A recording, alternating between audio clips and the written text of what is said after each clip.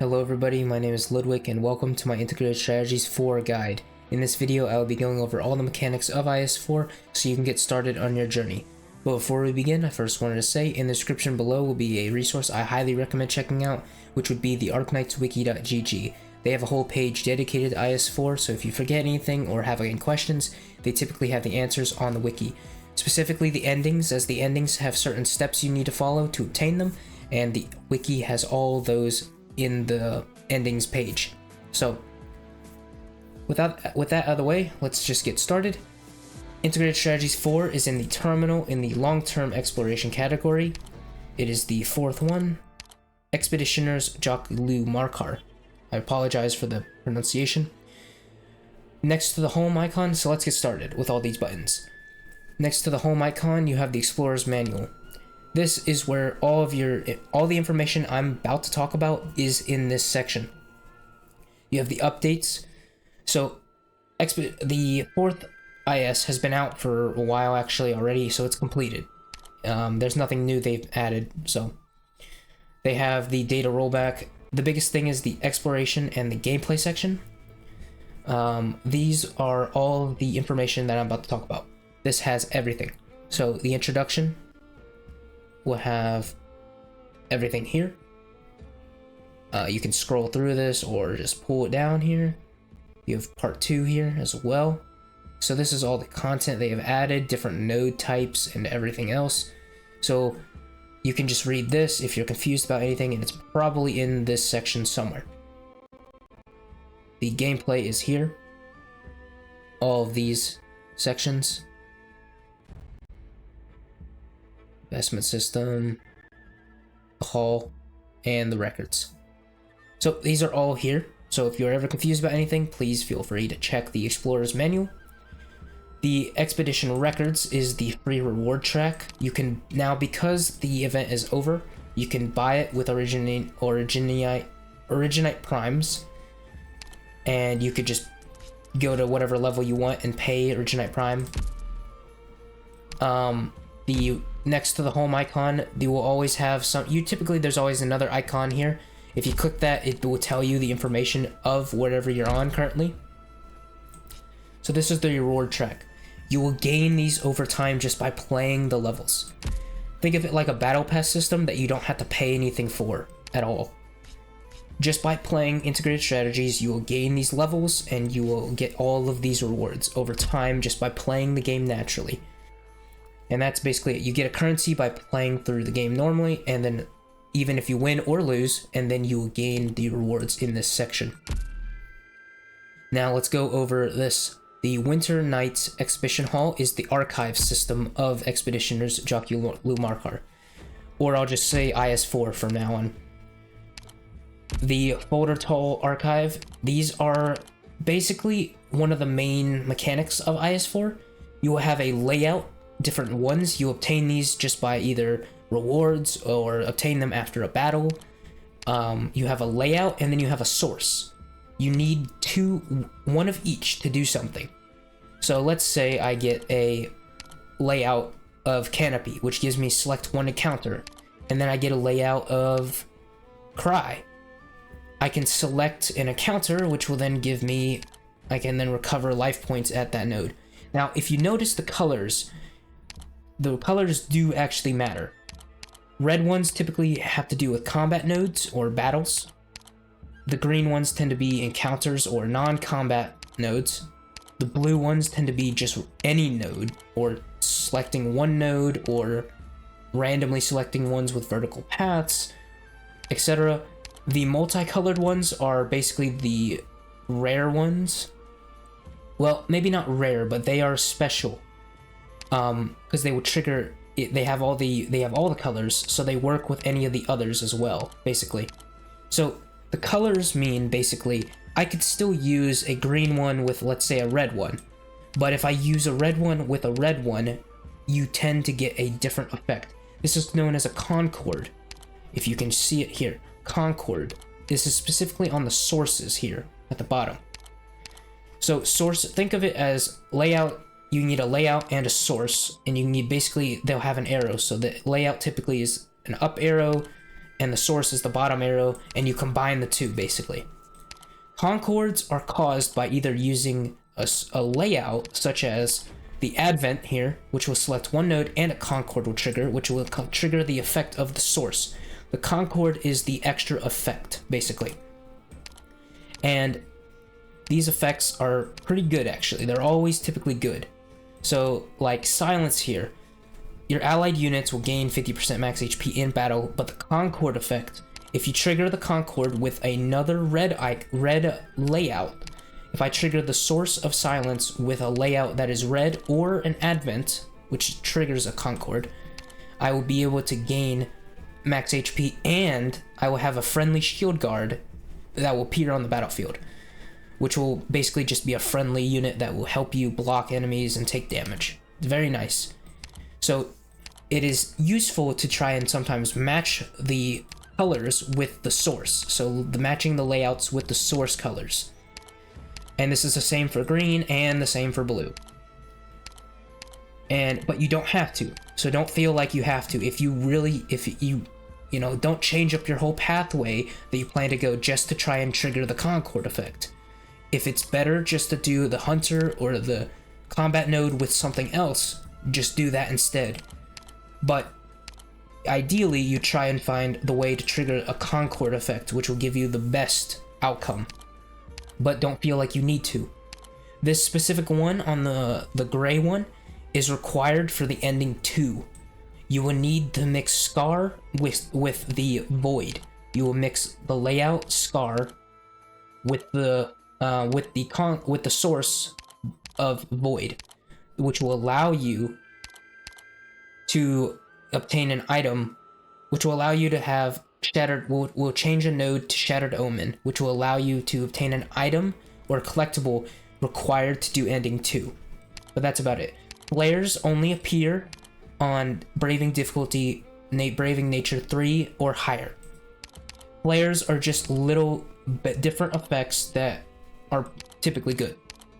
Like this one, Sustain, will recover 25% life points upon Concord trigger. So if you mix the right layout, so if I mix the red with the red or the green with the green, and I have this flare, I will recover life points on a Concord trigger.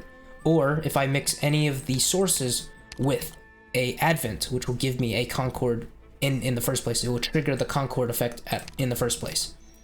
And that's basically it for Foldertals. That is the main mechanic. Mixing them is going to help you in some way typically, and they can be very impactful. Specifically, honestly, the silence one, triggering this Concord effect is super useful, as it allows you to have a friendly shield guard, which is really nice. Yeah, so definitely be looking out for the sources and the layouts that go together color wise, and plan accordingly. But even if you can't make the effect, having 50% HP is still pretty good, even if you can't trigger the Concord effect. So don't worry about that too much. Alright, that's it for the archive, and that's one of the main mechanics, so I got that out of the way early. That's one of the main mechanics you're going to be interacting with, and I'll showcase that a little later. The Paradigms, or whatever, the Collapsal Paradigms, these are sort of like modifiers. So in IS4, these modifiers will basically cause difficulty increases. They are modifiers that make it harder, basically. Yeah, they're not very good. The more you have of these, the worse things become. In any way, they make the game harder. They will make your run harder, and sometimes they can even basically cripple a run. Like, this one gives Collapsals HP and movement speed and attack speed. Rogue Trader prices increased. Everything, just natural DP generations reduced. So how do you obtain these? So when you start a run, you'll have a collapse level. The higher this collapse level goes, the more likely you are to obtain one of these or increase their level of severity. You want to keep your collapse level low, but to acquire certain endings you will have to raise your collapse level, so you will have to risk some of these. So just be careful and just make sure you're looking out for whatever is appearing at the top, and what is because they can definitely mess up a run. Specifically, like the minion one causes minus attack speed. I mean, yeah. So just be careful, but they are always typically bad modifiers, basically. These, I guess we'll go through the ritual item catalog. You will gain collectibles on your runs, which they will then show up here. And typically these are good. So you gain 1 deployment limit, all friendly units gain defense, all friendly units gain attack or HP and deployment limit. You gain some hope and it minuses collapse value. You gain hope and 6-star operators cost less hope to recruit, etc. So all of your collectibles will show up in this ritual item catalog. The Expeditioner interviews, you can play with different sort of expeditioners, which is in the Expeditioner records. You will then you will explore with that specified operator, and basically as long as you do, you can get a contract reward. Just by doing the contract reward, you will get the rewards here, but you will not get any other rewards even if you beat the run. Basically, you have to do the contract rewards, and then you get only this for the rewards, but you do not get any of the normal rewards, I believe. You might actually, maybe not. Now that this is over, these were typically only, we had one per month, but because IS4 is over, you can replay any of the old ones. So the interviews are acquired just by playing and reaching different floor levels with that character during a specific Expeditioner record run with that. So you start, I would just click which one I want. So I want to do Typhons, and then I hit explore, and they would give me Typhon and some other things basically to start with. But it's not like a standard regular operation. Then you complete the objective and you gain the rewards. To apply the Expeditioner interviews, you get file stories, which would be here in the Expeditioner interviews. You have to reach certain floor levels. So I believe it's floor level 3 and floor level 5 to obtain all. Once you get to floor level 5, you'll have all 3 of the story interviews here unlocked. And then you can reread all the story here in the Expeditioner interviews. The Simulacra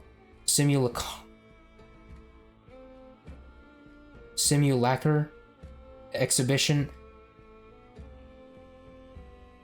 I don't know how to say it right, but Simulacra Exhibition. This is just the CG gallery. All your images, the events you'll see, will show up here. I don't know why I can't say it right now, but I can't. So, all of that will show up in the exhibition here, and you can just relook at all of your images that you find just by doing events, etc.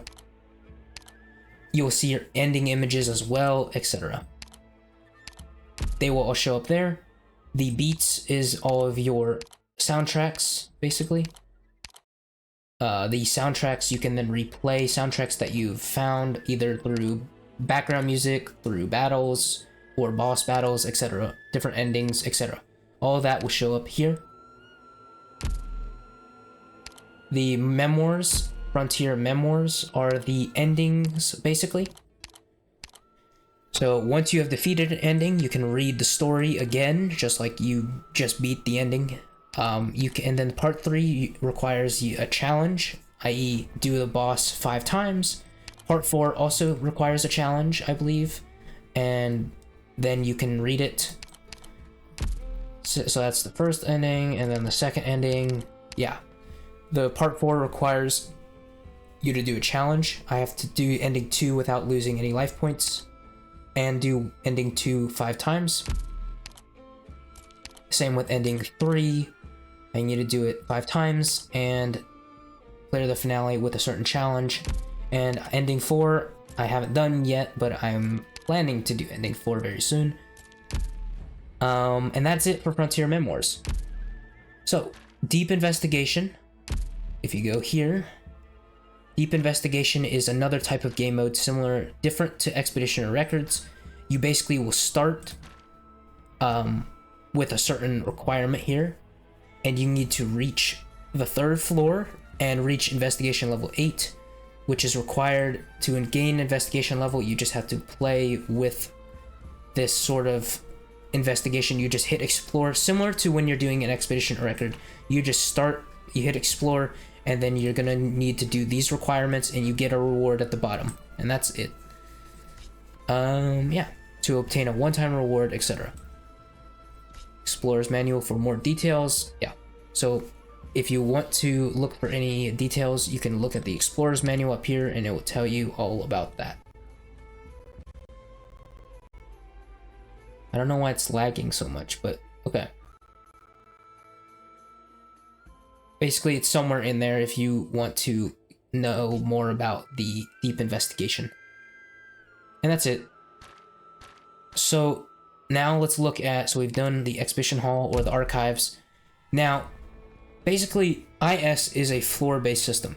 You start with a limited amount of operators, and then you go through different nodes, which are either, they can be battles, they can be encounters that are random, they can be shops, and then you go to different floors, and the further you go up, you eventually reach a different floor to fight a boss, and then you get an ending, depending on different steps you take before then. Regardless, so just like when you get the currency to get the free battle, well, sort of battle pass, but it's free rewards, you will gain also, at the same time, a currency that goes to the cross-cultural comparison. This is your permanent progression, which next to the home symbol is the information here, which will tell you all about that. But just by doing runs, you'll gain a currency. I have 6 right now. That can be used to gain buffs. So if you hit this magnifying glass icon, it will show you what buffs you have currently. So right now I have some extra units get attack, I get some friendly units gain HP, defense, initial life points, the specimen rate, which is the stuff that goes to the top right here to gain rewards, etc. And these will just, I can upgrade some stuff like deployment limit +1. I can upgrade I get 4 starting ingots. Nice. Let's say I want this. I can refresh Rogue Trader items once. And then you just see now I have 23 out of 43, and now I have these permanent upgrades. So all of these unlocks will apply to the next run I do, which is nice. And then you just go through here and you can do even more and get more buffs until you eventually max out the whole tree, basically. So permanent unlocks just by playing. So typically it's harder at the beginning, and then it becomes easier, just a little bit easier. These unlocks are not super impactful, but they are very useful. They just add up over time. It's a small little bonus to help you basically win. It's just a nice little bonus that will help you on your next runs. You know, having more life points or having some money to spend on the shop. It's just nice to have, basically. Yeah. Now, to compensate, they also have difficulty levels. So currently I'm only up to 5, but there is up to, I think, 15 difficulties. And the higher you go, the harder it gets, basically. But in return, you gain more score efficiency. A higher score efficiency will give you more ecological specimens, which are required, okay, it's not going to show up here, but are required to gain these free rewards. The ecological specimens here. More of these equals faster progression in this track.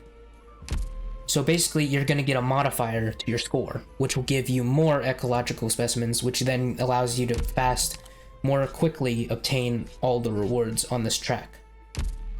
Now, to compensate, the enemies will be harder, so this is sort of just increased difficulty, and also you may get different effects. So the cross-cultural, if you scroll down here, yeah, some of these only take place right here. The Horde and the Amber, and I believe eventually the Trail. So the big giant nodes here, so these ones here, well, this one, the big one here in the middle, only takes place on when exploring Braving difficulty 3 and above. Then this will apply, this big node here. If you go anything lower than 3, this will not trigger, and you will not gain whatever the effects are down here. Same thing for this one, you have to be above 6, and this one you have to be above, I believe, 9. And that's about it. Now these are supposed to help you on those difficulties to compensate for how difficult it's going to be, to make it a little bit more manageable, but they're still very difficult, basically. But don't worry too much, I mean, this is always here. And you only have to go up to, I believe, 10 for the metal. The metal is here. You need to go to at least Braving Nature 10 if you want the trimmed metal. Just to get the metal, it's level 4.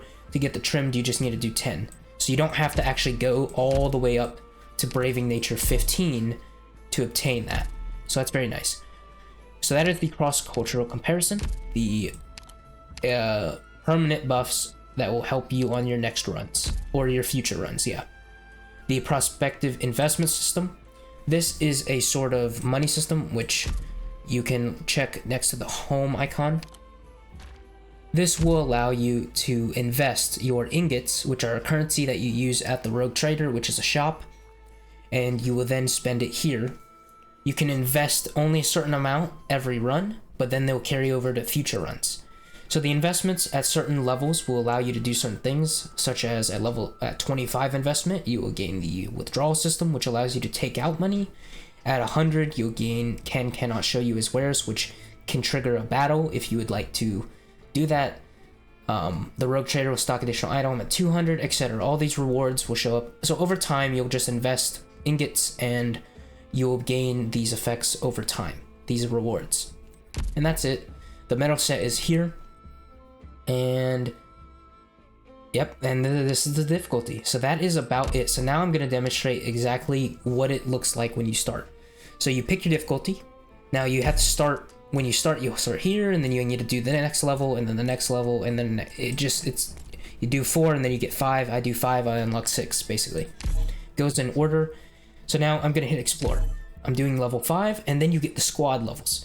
So let me go over some stuff. Life points at the top. This is how, if this goes to 0, you lose. You do not want this to go to 0. Different enemies, if they reach the blue box, will take different amounts of points. Basically, try to avoid people getting to the blue box. You may have something next to this, which will be known as Objective Shield, which will take the points away from that before taking away from life points. So Objective Shield is very useful. Command level is XP, basically, will give you hope and max number of operators eventually, and max life points depending on level. So level 2 will give me +4 hope.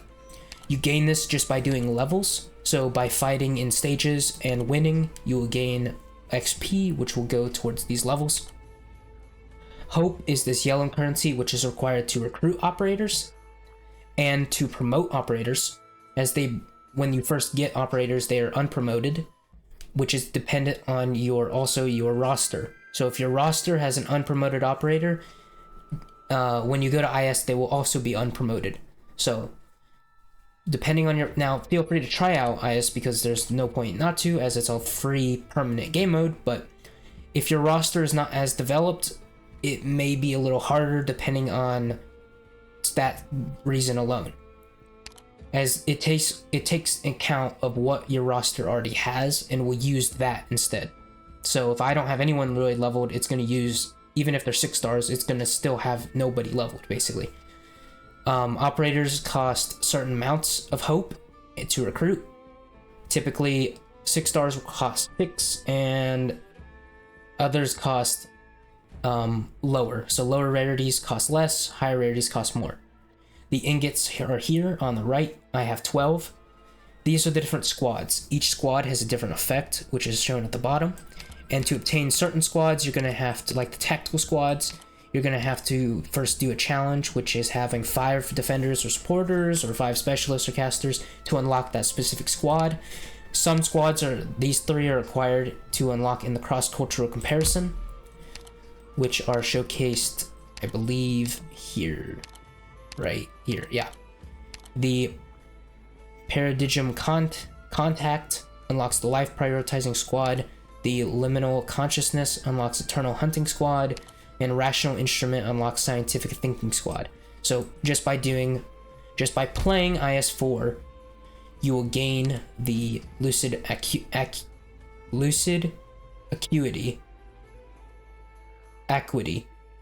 Okay.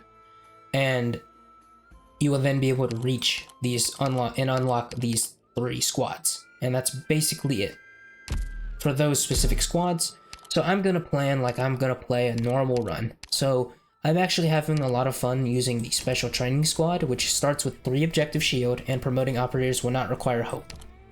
So I click this, boom, I get 3 objective shield. So now damage dealt, if people go to the blue box, they will take objective shield before I lose the life points.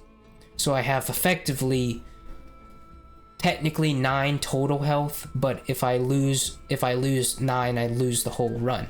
So I have 8 really.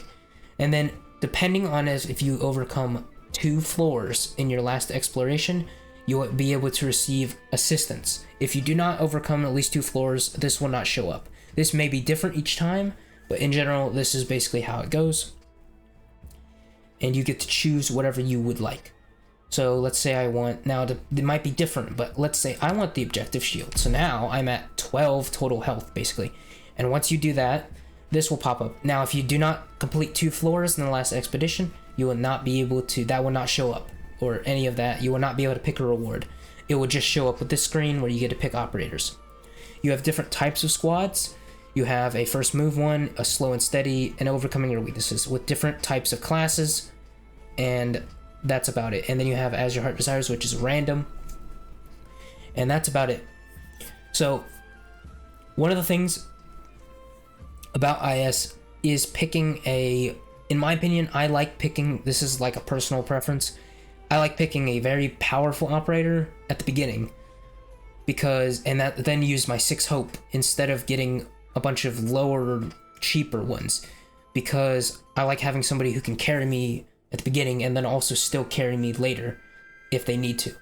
So having a high impact operator is my preferred method. So I'm gonna grab the slow and steady one, sniper, and grab Wizardo. Wizardo is a high impact one who works well even at Elite 1. And then a caster, I'll grab Steward. And then I'll grab a defender, like Spot, who can heal, so that makes him pretty valuable early on, with 3 block. Now you've gotten your operators, and you hit begin survey. And then you start at Brisk Marshlands. Alright, you obtain after this floor a Foldertal, which is Recite, which recovers 4 life points after traversing nodes. You do not acquire this yet, only after this floor. Okay, so now we're at the screen. So you have just like, okay, so you have next to this exit symbol, you have information here. This is the information all about the Foldertals and the survey equipment, collapse levels, clairvoyant, etc. So basically, all right, and then you have your nodes, etc. So basically here is the rundown. We've already gone over life points and objective shield. Basically health levels, which will increase as you do stages. This is the collapse level. So this is what you want to keep low. So I have 3 out of 6 anti-interference index. The more anti-interference index, as it says, the clearer your road ahead. This is basically used sometimes to somewhat, well, this is used for many things, but basically the higher this number, the better. The lower the anti-interference index, the harder or the less information you receive. I think this has to also do with scouting. So like, the more you have of the anti-interference index, the further ahead you can see. So I don't know what these are. I don't know what this unknown fog is. So I'm basically going in blind. Then the collapse value, if this goes up, a paradigm will appear, which is the effect here, which are the negative effects. And sometimes to do certain endings, you will have to trigger one of these.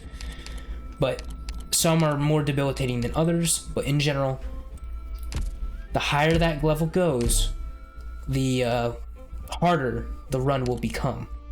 So you want to try to keep the collapse level, or the collapse value, decently low. Your collectibles your squad is here, and your collectibles will show up here. You can click it if you have any. The Foldertal menu is here. So like I said before, you need a layout one at the top, and you need a source.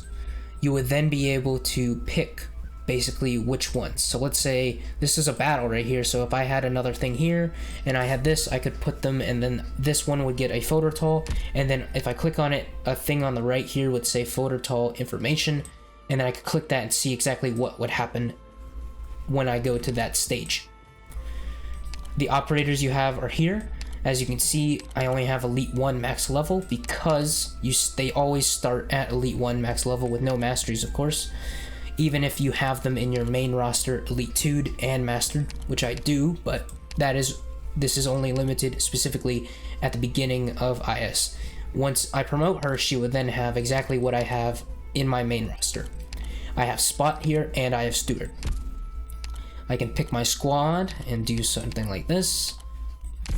And now I can just go on to what I want. You can look at this is a combat operation, so these are the different nodes. The combat operation is a battle typically. The encounter can be a battle or something else. The premonition of mystery, I don't know, and I don't know what this is. Sometimes you can use your anti-interference index for different things. Specifically, let's say I got over here, this ... line means I could technically go down. I can vertically move. So I go from this tile, or this node, I can then minus one of my anti-interference index and go down, and then go here. And then do whatever's here, and then go here, instead of just going from here to here. But it would minus one of my anti-interference index by 1. So it depends on if you want to, or you have extra to spare to minus your anti-interference index or use it. It's a resource, but the question is, depending on what you want to do, is it going to be worth it to then use it to go down, or would you rather save it? This can also affect different encounters. The higher this is, sometimes the better the reward you can gain. Like 5 or above, you can gain a better reward. But if you don't have 5 or above, you don't get as good of a reward, etc. This one tends to be, it looks like a battle. If it's a premonition of ferocity, it looks like a battle with swords. Mystery could be anything, and then mystery. But the closer you get, the less this will not be unknown anymore, and you can see what it is. And that's kind of the short end of it, really. Foldertals, as we spoke about, you just need to look at what layout ones you have and try to match them with sources that are the same color. And even if you cannot match the sources with the same color, just then look for whatever the next best thing is. It's still it's not required for them to be the same color, but it is typically better because the Concord effect will trigger if you have 2 of the same color. So you need a source which has an arrow facing like up, and a layout which is an arrow facing up, and a source an arrow facing down, and then you'll be able to combine them basically. Flares are only shown on level 3 or higher, and basically they add different flares to source and layout Foldertals. And that's basically it for IS4. That is basically all the mechanics. There's a little more, and the endings require different steps, but the wiki has all that. I may go over the endings sometime, specifically how to get them, and then maybe showcase the exact steps that I take to get there, but let me know if you want me to showcase that. But now I want to showcase now I want to talk about the main core themes of IS4. So the core themes of IS4 are specifically, that I've noticed, these are just patterns I've noticed. Extremely fast enemies that are weaker, basically. A lot of the enemies in IS4 are not very tough. They don't have a high resistance or defense, but they have a lot of speed.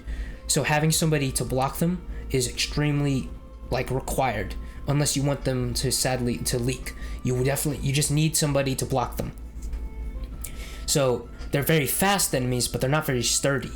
So they're sort of glass cannons, They don't hit, sometimes they don't even hit that hard. They're just very fast.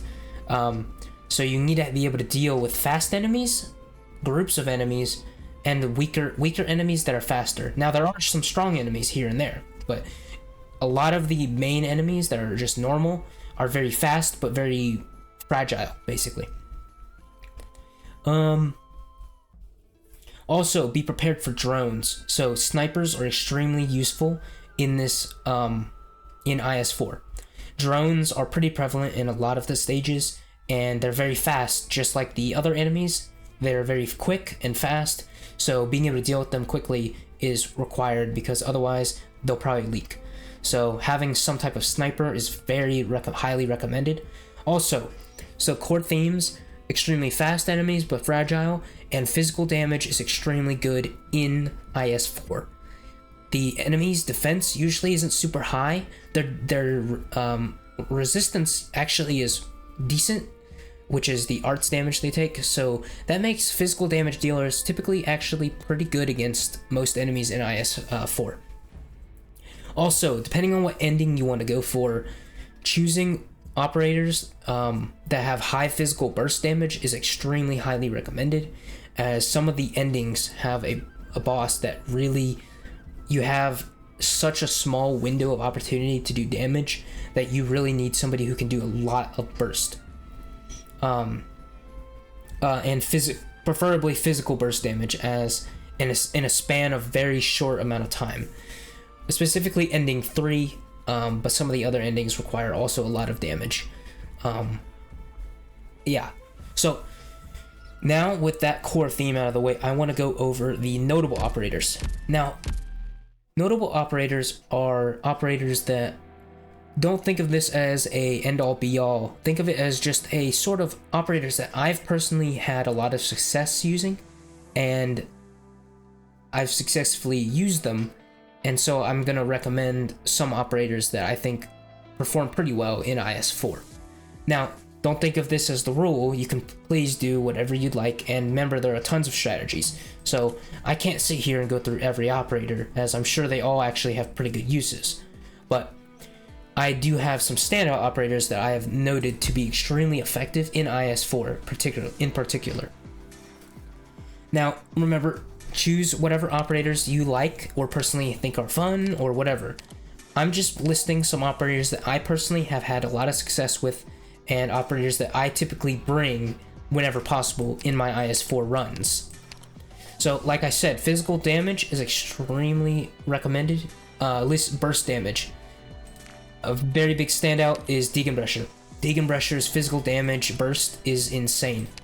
She's extremely powerful even with her second skill, or at E1, she's still pretty good. At E2, she gets her third skill, which is insane for boss potential. Specifically for ending 3, having Degenbrecher can kind of make that fight a lot easier, because you have such a small window of opportunity. In that fight, I'm not going to spoil it, but basically the way the boss works is you have like a pylon, and you have to activate that. Once you activate it, you then have a 5 to 10 second window to do damage to the boss, which then becomes even less on higher difficulty. On higher difficulty, at max, you get 5 seconds. You have 5 seconds to dump so much damage, so having Degen is basically not required, but it's extremely, she makes it a lot more accessible, as if you don't, you're gonna have to find some way to do a ton of physical damage, and she is one of the only ways to just burst it down super quickly, due to her third skill mainly. Because of how quick she can put out damage with her third skill. And it's in a giant area anyways, or a decent area. So Degenbrecher is definitely a highly recommended unit. She also does physical damage, and like I said earlier, a lot of the enemies are more fragile but fast, so they're not very sturdy, but they're just quick, so they make up for their weakness in health with their speed. Degenbrecher is a highly recommended operator. Waynor is pretty good as well, due to his taunt for certain reasons, and due to his burst damage with his third skill. Besides that, Opianus is also very good. His third skill and his second skill allow him to, he has such high stats. As before, he does high physical damage. He's able to do a ton of damage. He has a lot of HP which can keep him alive against some of the tougher threats. His third skill can allow him to sort of semi-teleport, which is really nice, and he throws an anchor, which can hit multiple enemies and stun them in an AoE. Even if he doesn't teleport to them, he can just throw the anchor at them, so extremely useful. Opianus is, and other notable operators. Shu is extremely useful. Where is she? Due to her third skill, being able to teleport, specifically for Ending 2. Ending 2 has a boss that is so fast and super annoying, but he isn't very tough. But he's super fast. With Shu, you can use her third skill, and you can teleport him basically back. So due to his speed, he'll basically, if you're not careful and do too much damage to him, he'll rush past you. Shu can basically negate that completely, and basically teleport him back as long as the skill is up, constantly. He will literally not be able to do anything, and hopefully in that time frame you'll be able to burst him down. Without Shu, it's actually not super bad, but it's more manageable with Shu. As standard, Wizardel is extremely useful due to her third skill, and in general her burst potential is immense. She makes most stages actually sort of a breeze, and she's just really useful. I can't recommend her enough. Her summons are extremely useful for just the amount of HP they can do. Off skill, she does decent damage. On skill, she does insane burst damage. Not much else to say. Wizardel is an amazing option. Surprisingly, Nordroenn, if you have her, is an amazing option as well. Due to what I said earlier about a lot of enemies being quick, but fragile, Nordroenn and the drones. Remember when I talked about drones? Nordroenn is a sniper. She does physical damage, and the enemies don't have a lot of defense, and they're weaker. They're just very fast. Her first skill is immensely good, even at E1, and it allows her to deal with drones, multi-enemies, lots of groups of enemies, because it bounces between enemies. Her third skill is good for bosses and dealing with multiple different, for her burst. Her third skill is good for burst damage, and in general, her third skill, her third skill is good for burst damage, and in general, her first skill is really good for AFK / just everything besides when you need to have a ton of burst damage. So first skill, very good for dealing with drones or just general enemies, especially just due to the fact that it bounces up between enemies. So Nordroenn, highly recommend, especially due to her doing physical damage, which is not, which the enemies don't have a lot of defense, and her having, being a sniper, being able to deal with drones. Typhon, who released right before IS-4 dropped, is also a pretty decent option due to the fact that she can hit people from very far away, and some of the bosses basically are pretty far away, so she can get value out of her second or third skill. Enemies having decent, she can lower the defense of enemies, which allows her to deal with them. So she is pretty solid in IS-4 as well, if you have Typhon. Other recommendations. Golden Glow third skill or second is extremely powerful, especially third skill because her attack range becomes global, so you can deal with some big threats that way. Logos third skill or first skill is extremely powerful as well, especially with Delta Module, as he can basically do some of the highest arts damage in the game.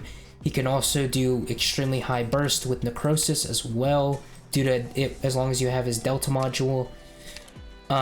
Can't recommend enough. His third skill has a lot of range, which allows him, even though arts damage is a little bit more resisted in IS-4 compared to defense, he can hit past that with his talent. So due to his Requiem Aeternam, which lowers the resistance of enemies, and Nymph is not a bad option either due to Fear Blast or her third skill. Calcit isn't a bad option either, especially with her new Integrated Strategies module. Aya is reliable, Aya Alter for healing. Nightingale is pretty good for the arts damage reduction.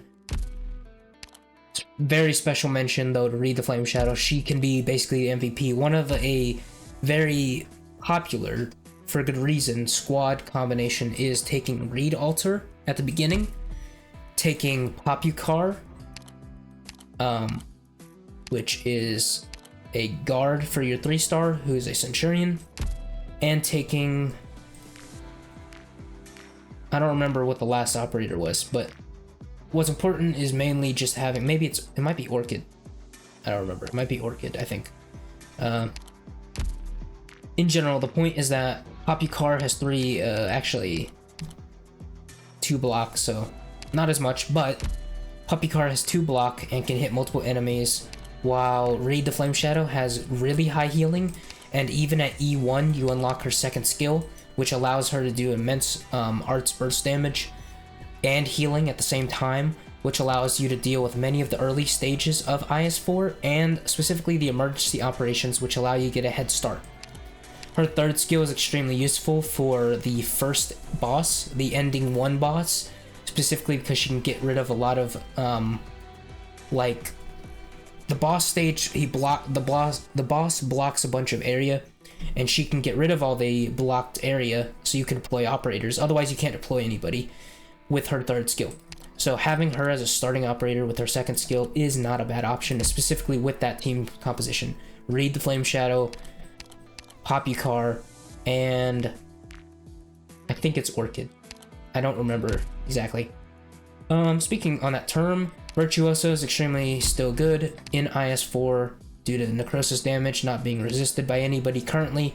No enemy has elemental damage resistance currently, so that will change eventually, but right now they don't. Suzerain is reliable for increasing with the fragile effects. If you have Texas Altar and Yado Altar, they're also extremely good here. Ella's extremely good as well. And there's a bunch of other operators, but I don't think I have the time to cover everybody. But in general, these are only a small list of operators, and just because I didn't name anybody does not mean they're bad. It just means I haven't either used them right now in IS-4, or basically I picked operators that I have used and I have successfully seen them perform really well. But that doesn't mean other operators that I haven't used are bad. It just means I haven't used them currently in IS-4. Kwabai is really good if you mix Kwabai, Logos, and Kwabai, and Suzerain. You can do some of the most insane amount of burst damage in the game, I think. I don't know if it might not be the highest, but it's pretty high. And that's really about it. That's just some notable operators. Yeah. So, that's it for this. I hope you all enjoyed, and I'll see you all in the next video. Have a good night.